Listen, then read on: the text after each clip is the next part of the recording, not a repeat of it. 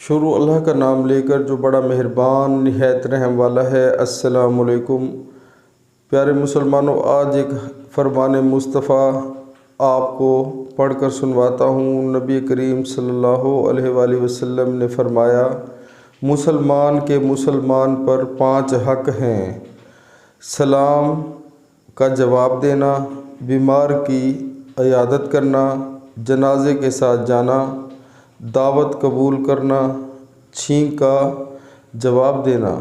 سبحان اللہ، سبحان اللہ۔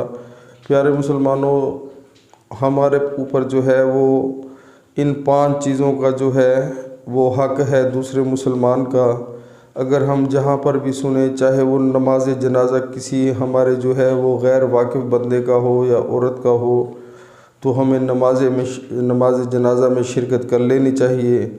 اور جو بیمار ہوتا ہے ہماری فیملی کے اندر ہو یا کوئی ہمارے رشتہ داروں میں ہو یا ہمسایوں میں ہو، تو یہ بھی ایک ہمارا حق بنتا ہے کہ ہم اس کی عیادت کریں۔ اور سلام کا جواب بھی دینا ایک حق ہے مسلمان کا مسلمان بھائی پر۔ اور اگر آپ کو کوئی دعوت دے تو اسے قبول کرنا چاہیے، چھینک کا جواب دینا چاہیے، یعنی کہ کوئی کسی کو جب چھینک آتی ہے تو وہ الحمدللہ پڑھے، اور جو سن رہا ہوتا ہے وہ اس کا جواب دے یرحمک اللہ۔ تو پیارے مسلمانوں، یہ 5 حق جو ہے ہمیں جو ہے لازماً ہر مسلمان کو جو ہے وہ ادا کرنے چاہیے۔ لیکن افسوس سے کہنا پڑتا ہے کہ ہم دنیا کی نفسا نفسی میں اتنے مصروف ہو گئے ہیں اور اتنے جو ہیں دیوانے ہو چکے ہیں کہ ہمیں کسی چیز کا ہوش ہی نہیں۔